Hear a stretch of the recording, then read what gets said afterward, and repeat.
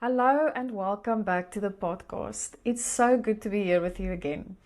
Before we dive into today's topic, I wanted to share a little bit about what's ahead for this year.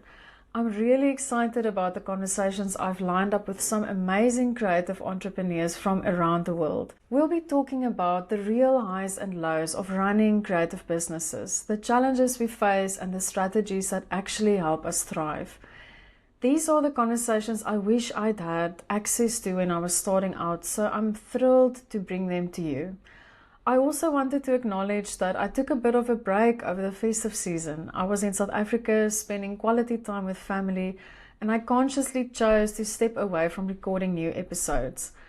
It felt really important to practice what I preach about rest and boundaries. What's interesting is that today's episode is all about finding balance, which makes the timing feel quite fitting. Sometimes we need to model the very things we're encouraging others to do. So let's talk about balance. Now that we're in February, I've been noticing something. Back in January, so many of you were talking about wanting to start the year with a slower pace, wanting more balance in your work and life. These are such beautiful intentions. And here's what I'm hearing right now. The reality of actually creating that balance can be really, really hard.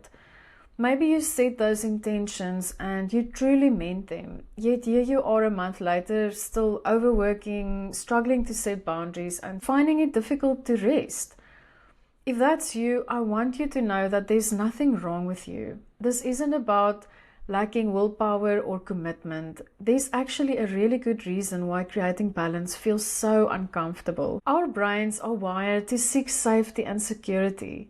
This means that we often prefer the familiar, the status quo, even when it's harming us in the long run.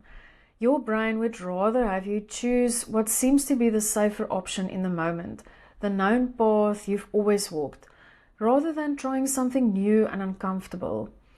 When you say you're seeking more balance, what you're really asking for is a lifestyle where you can work, rest, and play in a way that feels sustainable. You want to prevent burnout while still building the creative business you're passionate about.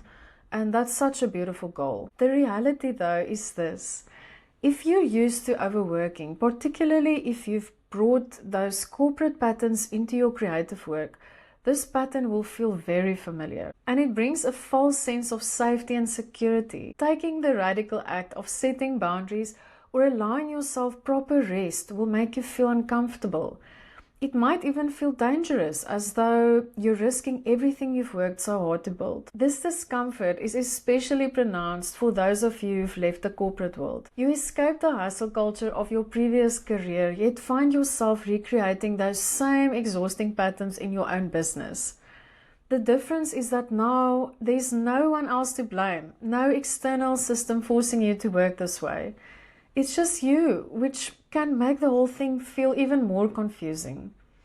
I see this all the time with my clients. They come to me knowing something needs to change, but the thought of actually changing it brings up so much resistance. They worry that if they slow down, everything will fall apart. That if they set boundaries, they'll lose opportunities, and that if they rest, they're being lazy or uncommitted. These fears feel very real because your brain is treating them as survival issues. That's how powerful these patterns are. Here's the good news though, and I really want you to hear this. We can rewire our brains. That's what neuroplasticity means. It's the brain's ability to form new neural pathways, to learn new patterns, to literally change the way it responds to situations. This is exactly why coaching is so effective. Through neuroplasticity, we learn to create new neural pathways, helping us take the road less traveled.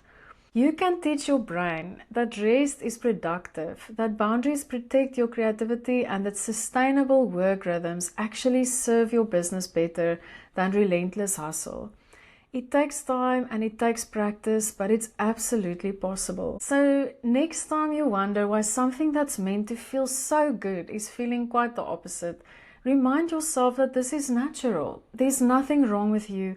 Your brain is simply trying to protect you. using the only patterns it knows. You can also remind yourself that you're trying something new precisely because the old way of doing things is no longer serving you or your creative work. If you're in that place right now where you know you need support to make these changes, I want you to know that you don't have to do this alone. Sometimes having someone walk alongside you, someone who understands both the creative side and the business side, can make all the difference. If you'd like to explore working together, you can book a call with me. I'll include the link in the show notes. Remember, creating sustainable rhythms in your creative practice isn't about perfection. It's about progress and being kind to yourself as you unlearn old patterns and create new ones. You've got this. Thanks so much for listening. I'll be back soon with another episode, and I can't wait to share some of the conversations I have coming up. Take care.